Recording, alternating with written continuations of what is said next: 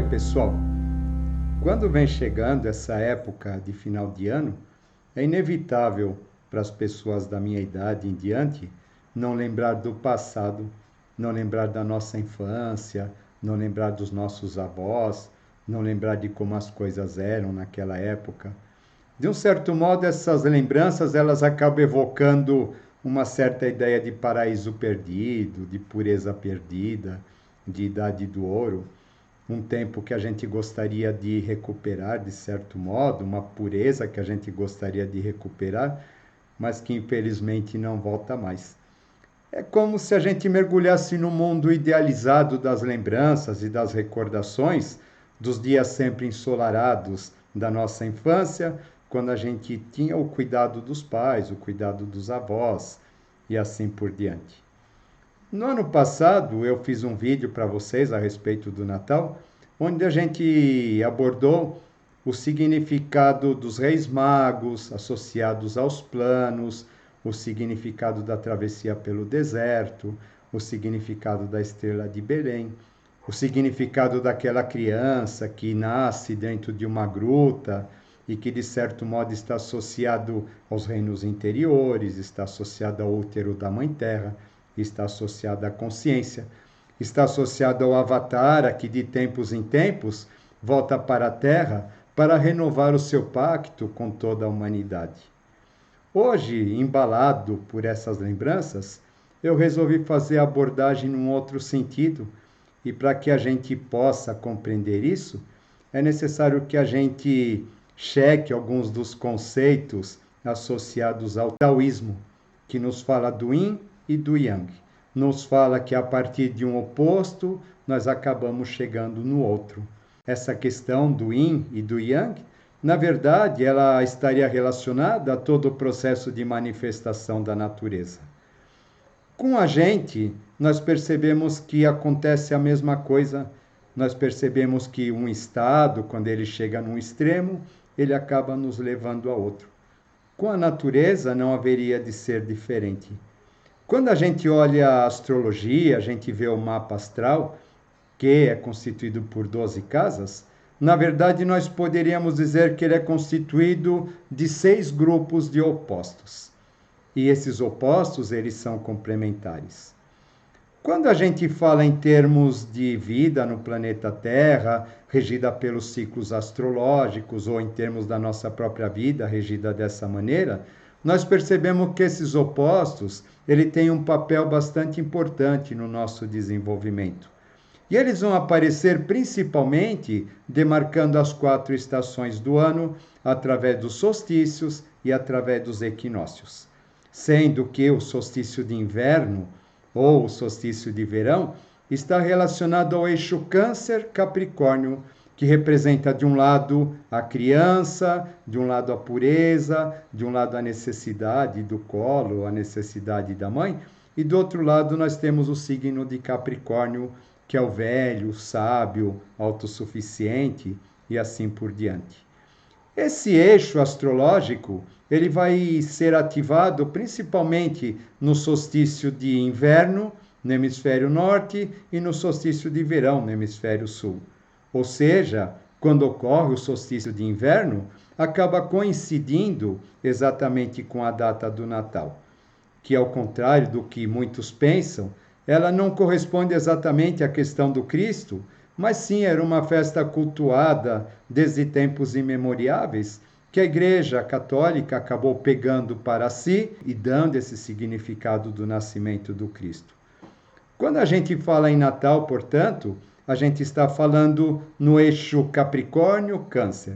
Nós estamos falando no velho e estamos falando no novo. Nós estamos falando na experiência e nós estamos falando no jovem que precisa adquirir experiência, ou o passado e a divindade propriamente dita, já que essa criança representa um padrão daquilo que há de ser um padrão do futuro. Dentro dessas questões natalinas, esse processo vai acabar sendo representado através do simbolismo do Papai Noel, que é um velho que vem do Polo Norte, a ideia de frio associado ao Akasha, e esse velho desce por um duto de chaminé associado à nossa coluna vertebral, em cuja base se acende o fogo, associado à Kundalini. E esse fogo representa a criança, representa o momento presente, representa aquilo que precisa absorver o conhecimento, que precisa absorver a sabedoria das idades, a sabedoria ancestral, para dar continuidade no seu processo evolutivo. Por isso que todas as vezes que a gente fala de Natal, a gente acaba falando do velho e acaba falando do novo. Exatamente porque essa data representa o encontro dessas duas etapas da vida. Quando a gente vê o conceito chinês de ancestralidade, acaba nos levando também a essa mesma ideia. O ancestral, para o chinês, é considerado divino. Aliás, é interessante que os romanos também, com a questão da lareira, cultivavam as deusas lares, que representavam os antepassados, que representavam a ancestralidade. Os chineses vão nos dizer a mesma coisa. Eles vão nos dizer assim: quanto mais remoto for o nosso antepassado, mais próximo de Deus ele é. Ou seja, eu tenho pais, avós, bisavós, etc. E o antepassado primeiro, ele corresponde exatamente àquele homem que veio diretamente de Deus, ou seja, ele é a própria expressão de Deus. A partir desse momento, então, quando a gente mergulha na ancestralidade que nos é trazida a partir dessa figura do velho, que representa a consciência dos sistemas evolutivos, das rondas, das cadeias, a partir desse momento, no final de tudo isso, nós encontramos lá o próprio Deus. E a partir do encontro com o próprio Deus, nós ressuscitamos dentro de nós a nossa criança, ressuscitamos a nossa divindade, ressuscitamos os nossos pactos, os nossos princípios, ressuscitamos os nossos sonhos, representando aquilo que nós mais almejamos em termos evolutivos. Quando nós encontramos Deus dentro de nós, finalmente surge a paz no homem. E a partir do momento em que surge a paz no homem, surge a paz na terra, cessam as guerras, cessam os conflitos e os homens finalmente se irmanam. E esse acaba sendo o simbolismo verdadeiro do Natal. Essa questão, que é claro, acabou depois sendo comercializada, essa questão, o Papai Noel Coca-Cola, presentes, etc., mas a gente percebe que, em essência, aquele princípio ancestral que está associado à questão dos solstícios, dos equinócios, das estações do ano, embora ele tenha sido, de certa maneira, deturpado, ele acaba sendo preservado e ele acaba acontecendo dentro de nós. E nós, instintivamente, acabamos sendo levados a isso. Acabamos sendo levados a esses pensamentos, a essas lembranças, a essas questões todas.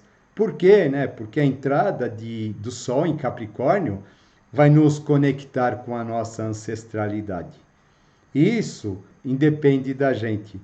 Porém, dentro de tudo isso, eu acredito que o símbolo mais bonito do Natal acaba sendo aquele símbolo da mãe dentro de uma gruta, aquela mãe adolescente que acabou de parir uma criança e que está acalentando essa criança. O olhar de doçura dessa mãe, uma canção de ninar, talvez, naquela noite mais escura, ecoando por todas as partes. Eu acho esse o símbolo mais bonito, porque para a mãe, a criança sempre é o salvador do mundo. Ela sempre vê a maternidade como uma expressão da manifestação do próprio Deus. E a mãe, no momento em que ela tem o seu filho, no momento em que ela começa a cuidar dele, ela se enche de amor, ela desperta o amor universal, ela entra em contato com a mãe natureza, com a mãe divina, com Shekinah. Ela e a mãe divina passam a ser uma coisa só. Através do processo da maternidade, a divindade desperta dentro da mulher e ela vê seu filho como salvador do mundo, ela vê seu filho como um grande milagre. Independente de ser a mãe divina, independente de ser a mãe do Avatara, esse milagre sempre acontece toda vez que nasce uma criança, toda vez que nasce um ser, né? Já que os animais também, eles trazem dentro deles esse amor em relação às suas crias, em relação aos seus filhotes, e é muito bonito a gente ver como tudo isso se manifesta. No meu entender, esse é o verdadeiro significado do Natal. É a renovação do amor que permite com que a gente passe a ver Deus em tudo. E por conta disso, sempre que houver uma criança nascendo, sempre que houver a manifestação do amor, seja lá de que maneira isso possa acontecer na face da terra e no coração do homem, o espírito do Natal ele continua existindo, ele é tão eterno quanto a própria história da humanidade. Tá bom, pessoal? E é isso que eu gostaria de dizer para vocês. Agradeço de coração esse ano que vocês me acompanharam e saibam todos vocês que vocês acabaram sendo muito importantes, os amigos que eu acabei fazendo durante esse período todo, as atenções, os carinhos de vocês. Desejo a todos um Feliz Natal, desejo muita paz no coração, muitas bênçãos e muita luz. E que essa luz que existe dentro do interior de todos possa irradiar para todos os setores e todos os cantos e recantos da vida de cada um de vocês. Tá bom, pessoal? Até mais.